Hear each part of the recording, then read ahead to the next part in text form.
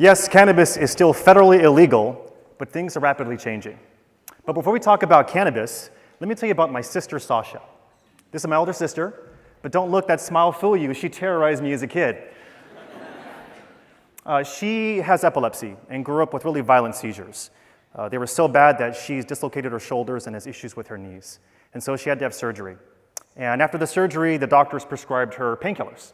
And like many Americans in this country today, she got hooked on those painkillers and became addicted. And she was addicted for many years and struggled with this addiction and looked for a better solution. So she beat her addiction. Some people don't get past that, but she did, thankfully. And she paid a heavy price. She didn't have anything to deal with her pain. She tried acupuncture, she tried aspirin, tried meditating, but nothing worked until she found something that changed her life. She found medical marijuana. Today, she takes a compound called cannabidiol, or CBD, as it's better known. It's a non-psychoactive compound found only in the cannabis plant, associated with things like pain relief and anti-seizure and anti-inflammation and a host of other wonder properties in this plant. Today, she has gone from 8 prescriptions down to 2. It's changed her life. She's pain-free, doesn't have seizures anymore. But for her, she became an accidental pioneer in this new emerging, personalized, democratized medicine. Let's talk about opiates for a second. So if I were to ask somebody in the audience when the worst overdose crisis in this country's history was, you might guess the crack cocaine epidemic of the 80s. Or maybe the FDA wasn't able to stop some bad drugs from getting to folks in the past. Actually, it's today. 100 million Americans deal with chronic pain. That's 1 out of every 3 people in this room today. As a result, about 650,000 pills are dispensed every single day that are painkillers, and 2 million Americans are hooked on those pain pills. There's got to be a better way. There's got to be a better solution. And coincidentally, maybe not coincidentally, at the time when this opioid crisis is ravaging this country, you have a reform sweeping the world, legalizing cannabis. But who do you imagine when you think about a cannabis user? Is it these guys? All right, see, knocked up. You guys are like, smoking a huge bowl in that fishbowl. It's Snoop. Snoop's an icon. He's been mainstreaming cannabis since he was 19 years old. Most folks don't think about a patient who uses cannabis for pain or other symptoms. They don't think of a daughter, like Lily Rowland, who uses medicine for her epilepsy. That's cannabis.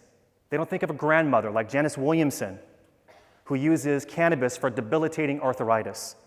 They don't think of Asaf Parouche, who uses cannabis oil to treat his son who was born with cerebral palsy. So I challenge you to rethink when you think about who is a cannabis user. It's a father. To rethink who buys cannabis in the stores. It's a grandmother. To rethink whether illegal means wrong. Is this wrong? According to the federal government, it's illegal, but is it wrong? Let's talk a little more about cannabis. Let's go back in time. Let's go way back in time, 5,000 years. First documented use of cannabis was in ancient China, using cannabis as medicine 5,000 years ago. Same thing goes, ancient Egypt, cannabis used as medicine. Same thing goes in ancient India. A concoction of milk and cannabis was called bong, of all things. 2,500 years ago, cannabis seeds were found in a Russian burial mound of a priestess. They call her the Ice Maiden. And I've heard that people are trying to resurrect this strain by Jurassic Parking it, right? They're going to call it Woolly Mammoth or Putin's puppet or something, I don't know. Ancient Rome was used as medicine. Fast forward to revolutionary times. The settlers brought cannabis from Europe to Jamestown, and later George Washington and Thomas Jefferson grew hemp, which is a subspecies of Cannabis sativa. It was recognized as medicine in 1850 in the United States, used in tinctures and extracts for many, many years in this country. Then it all changed. Anybody know in the 30s maybe what led to the demonization of cannabis? Just shout it out if you got any ideas. Racism is a very good one, absolutely. There was a racist sentiment that swept from the 1910s to 18s. Marijuana emerged as a term to racialize the plant and demonize Mexican immigrants fleeing the Mexican Civil War. The Great Depression was in the 30s as well. People without jobs, people are hurting, they're looking for something to blame. Cannabis was demonized. Reefer madness, that left a mark, leading into 1937 when it was criminalized through the Marijuana Tax Act. Fast forward to 1970, President Richard Nixon added cannabis to the Controlled Substance Act, placing cannabis at Schedule I, which is the worst substance level, along with heroin, as having no medicinal properties, high rate for addiction, and very damaging, hazardous to the health. And of course, in the 1980s, the war on drugs occurred. This is a very dark time, I think, in our country's history. If you look at this graph here, the population of our prison population skyrocketed as a result of the war on drugs. The US has 4% of the world's population and 22% of its prisoners, driven primarily by this war on drugs. And oh, by the way, if your skin is brown, you're 4 times more likely to go to jail. But where are we at now? So 8 states in the United States have legal laws: Washington, Oregon, Colorado, Alaska, California, Nevada, Massachusetts, Maine. 28 states have medical cannabis, meaning more Americans live today in a state with medical or legal cannabis than illegal cannabis. We're at the proverbial tipping point. Did you also know that there have been 23,000 studies published on the cannabis plant, making it the most studied plant in human history, more than aspirin? And despite the overwhelming evidence that suggests there are a number of wonderful medicinal properties of the plant, it's still Schedule 1. I did the math on this. In order to essentially have hypothetically a lethal dose for cannabis, you need to smoke 40,000 joints in 15 minutes. I don't think Snoop could do that. Maybe, I don't know. You'd have to consume 10.2 million edibles to overdose in 15 minutes. I did the math on this too. If you line them up one after the other, it goes all the way to California.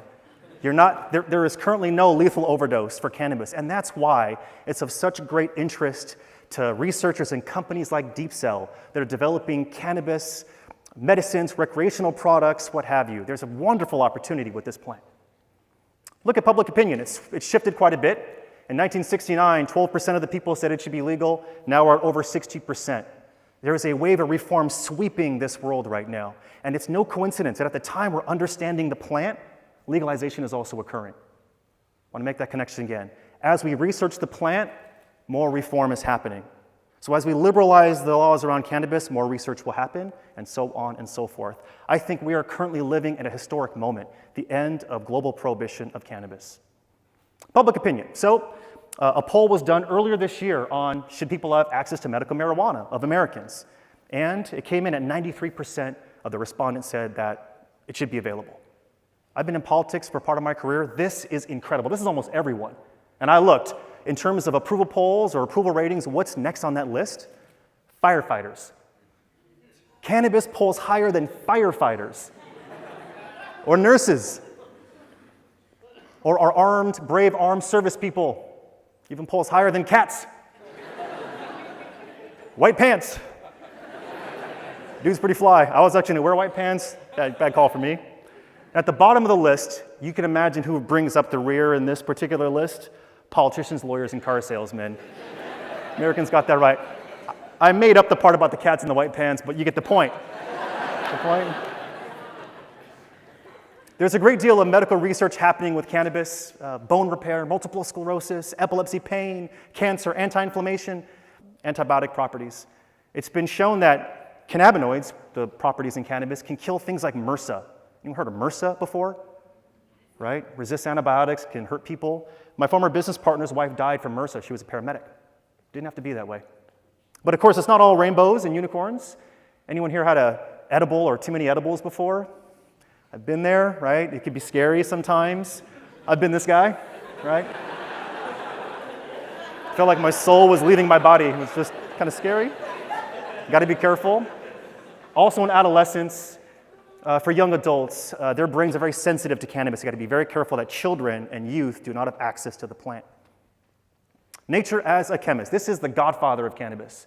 This is the man who discovered THC in 1964. And he wondered, why did it take until 1964? For 5,000 years, it's been medicine. We didn't know what was happening. He figured it out. In 1805, morphine was derived from opium. 1855, cocaine from coca leaves. Why until 1964 we had no idea what was happening in the plant or in the body and the brain? He figured it out. He discovered THC. Entourage effects. So we live in the era of single molecule therapy, right? You take a pill for a thing. So by show of hands, and keep them raised so we can see how widespread this is. Anyone taken Ambien or melatonin to sleep? Anyone ever taken Benadryl for allergies? Anyone ever taken aspirin for pain? Viagra. Man, those hands went down fast, right? You, sir, thank you for your honesty back there. The point here is that this is not how cannabis works in the body and the brain. There's no such thing as a runner's high pill, because when you run, a complex series of things and reactions and chemistry happens in the body and the brain. And that's how cannabis works on the body and the brain. You can't just take THC or CBD and have them work like you think they would in the plant, or if you were to smoke the plant or consume the plant. It's not addition, it's multiplication. When these things work together, you add complexity, and that's how nature works. What does the future hold? I look at cannabis as the most unique American thing happening today. Look at our democracy. Look at the violence. Look at the incivility. You got congressmen body slamming reporters. You have suspicion, whether it's true or not, of collusion and corruption in our government. What's happening in cannabis, is uniquely American. This is of the people, by the people, for the people. This is not Washington, D.C. politicians. This is not state capitals legalizing cannabis. This is the people demanding a better alternative. So if you're to ask me, I believe it's medicine. I believe it can help people. I believe we're witnessing the end of prohibition. So let's end where we began, with my sister. Her story and my family's story is not unique in America today. But it doesn't have to end that way. There are better solutions. But don't take it from me. You can just ask my sister, Sasha. Thank you for your time.